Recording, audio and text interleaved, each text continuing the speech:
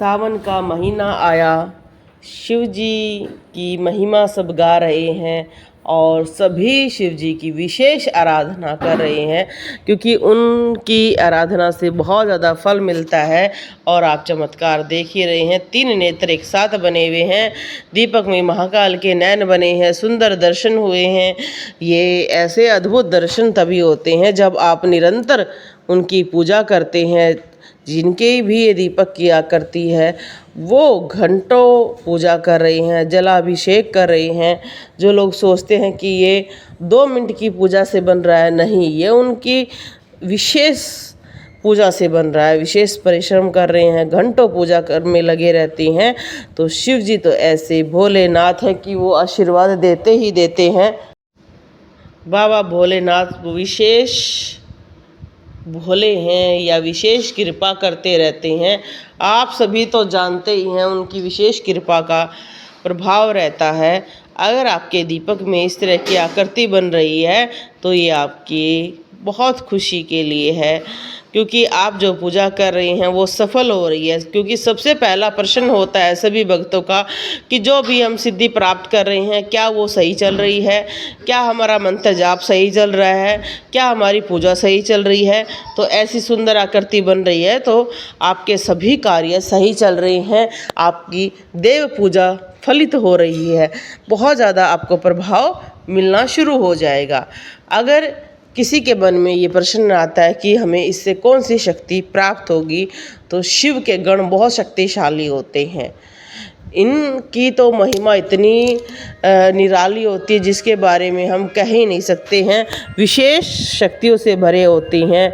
नंदी महाराज की शक्ति प्राप्त होती है, सांपों की शक्ति प्राप्त होती है, जो विशेष पूछा देने में बहुत मदद करते हैं। जो व्यक्ति ये कहते हैं कि हमें बहुत ही स्पष्ट भविष्य देखना है, तो उन्हें नाग देवता की पूजा करनी चाहिए। और नाग देवता तभी खुश होते हैं जब आप शिव जी की पूजा करते हैं। इसलिए जो महीने में एक मासिक शिवरात्रि आती है, उस पर भी आप विशेष पूजा कर सकते हैं। और महीने में जो पंचमी आती है, उस पर भी विशेष पूजा कर सकते हैं। इससे आपको भविष्य दर्शन बहुत ही अच्छा होगा।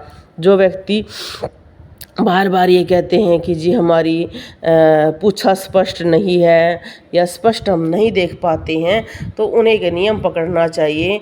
मासिक शिवरात्रि वाले दिन शिव जी पर जल चढ़ाएं, कम से कम 11 जल के लोटे, 11 बेलपत्र और कुछ मीठा चढ़ाएं और जाप करें 11 माला ओम नमः शिवाय, ओम नमः शिवाय की, और फिर आप प्रभाव देखें। ये भी एक विशेष उपासना होती है। और सावन में तो आप सभी जानते हैं कि उपासना का पूरा एक महीना होता है, जिसमें आप बहुत सारी सिद्धियां प्राप्त कर सकते हैं। और शिव जी तो विशेष कृपा कर देते हैं, जल्दी करते हैं। वो चाहे आप पापी हो, चाहे आप वेश्यागामी हो, दारू पीते हो या आप कुछ भी करते हो, फिर भी बहुत जल्दी कृपा करते हैं। क्योंकि बहुत सारे व्यक्ति हमारे पास भी दरबार में आते हैं जो ये कहते हैं हमसे कुछ नियम नहीं होंगे, हम थोड़ा सा व्यसनी हैं, दारू पीते हैं।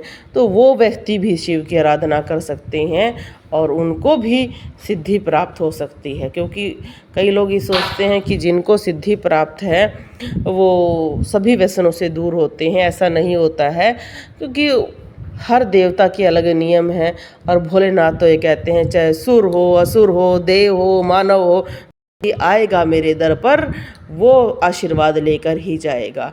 इसलिए सावन में पूजा करना ना छोड़ें।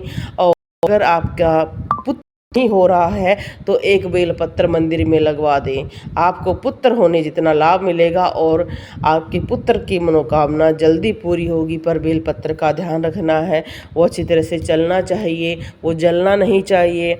ऐसे ही अगर आपके घर में 2 संतान हैं तो उनके नाम से 2 बेलपत्र लगवा दें, आपकी संतान को लाभ मिलेगा। ये एफडी का लाभ है जो निरंतर मिलेगा। जब तक वो पेड़ जीवित रहेगा, आपका बच्चा जीवित रहेगा, तब तक उसको लाभ मिलेगा। ये छोटे उपाय हैं पर ये बहुत ही कारगर उपाय हैं। बोलो जय श्री राम, ओम नमः शिवाय।